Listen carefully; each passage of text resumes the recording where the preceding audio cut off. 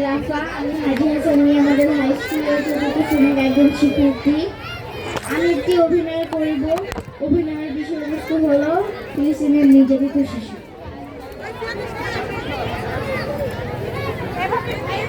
আমি কোথায়? এটা কোন জায়গা? কত শব্দ! এত শব্দ কোথা থেকে হচ্ছে? লাশ? এত লাশ নিয়ে যাচ্ছে কেন ওরা? মা, বাবা, কোথায় তোমরা? কোথায়? রক্ত? রক্ত কোথা থেকে এলো? আমার খুব ভয় করছে। মা, বাবা, এই যে আঙ্কেল, আপনি কি জানেন আমার মা বাবা কোথায়? এই যে আপনি শুনছেন, আপনি কি জানেন আমার মা বাবা, আমার ছোট্ট মিশু বোন কোথায়? কেউ তো বলুন, কেউ তো বলুন আমার মা বাবা কোথায়? আমার আদরের বোন ছোট্ট মিশু কোথায়? ওরা কোথায়?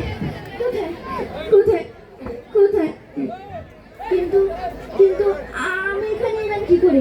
আমি তো ছিলাম আমাদের ওই বসার ঘরটায়, আর ওই তো ওখানে বাবা খবর দেখছিলেন, আর মা ওই তো ওখানে মা আমাদের জন্য নাস্তা বানাচ্ছিলেন।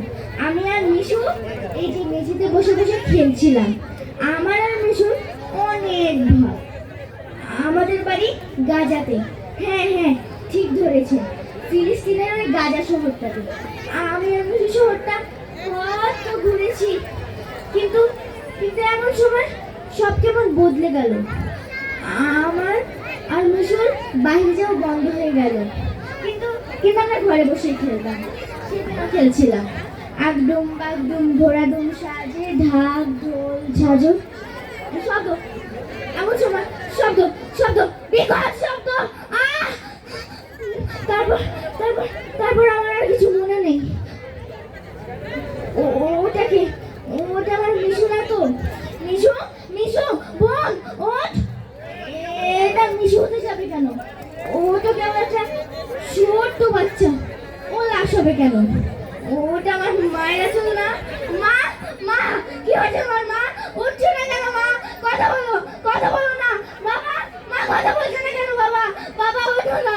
মা কথা বলছে না কেন? মা তোমার সুন্দর মুখে থাকছে না কেন? মা, বাবা কথা বলো, কথা বলো। মিশু বোন, কথা বলছিস না কেন? বোন ওঠ না বোন, আমরা আবার একসাথে ঘুরতে যাবো, একসাথে কোরআন শিখবো। বোন ওঠ, উঠে না কেন? কেউ তো কথা বলো, কেউ তো কথা বলো। মা তুমি কথা বলো, কেউ কথা বলছে না কেন? কেউ কথা বলছে না কেন? আল্লাহ, আমার মা বাবা যে অবস্থা করেছে, আমার ছোট্ট মেয়েটা যে হাল করেছে, তাকে তুমি বিচার করো, বিচার করো, বিচার করো, বিচার করো।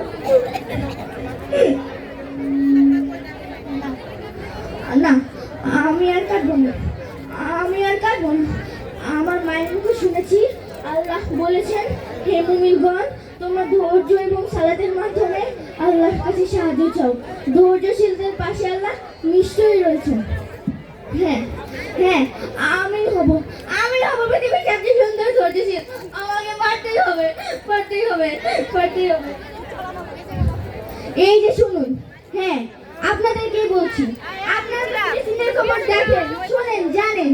কই আপনাদের মধ্যে কোনো খালিদ বিন ওয়ালিদ নেই? নেই কোনো সালাদ বিন আইয়ুবী?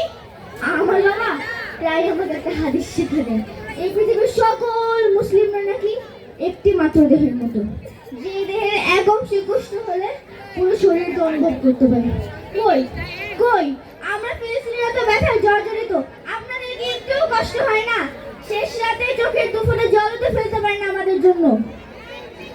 তাহলে কি আপনারা মুসলিম নন, নাকি আমাদের ফিলিস্তিনিদের আপনারা অন্য জাতি ভাবেন? আমি শুনেছি সবার উপরে মানুষ সত্য, তাহার উপরে নেই। আমরাও তো মানুষ, আমাদেরও তো বেঁচে থাকার অধিকার আছে। আমি নির্যাতিত একজন ফিলিস্তিনি শিশু, আমারও সুন্দর একটা পরিবার ছিল। ওই পরিবারের মামার আঘাতে আজকে আমার পুরো পরিবার ছেড়ে হয়ে গেছে, শুধু আমি যন্ত্রণা নিয়ে বেঁচে আছি। না না, আমি থাকবো না নিষ্ঠুর দুনিয়ায়, আমি থাকবো না নিষ্ঠুর দুনিয়ায়। আমি চলে যাবো, আমি চলে যাবো আল্লাহর মধ্যে শহীদ হতে। আমি একা ছাড়া আর কাউকে ভয় পাই না, কাউকে না।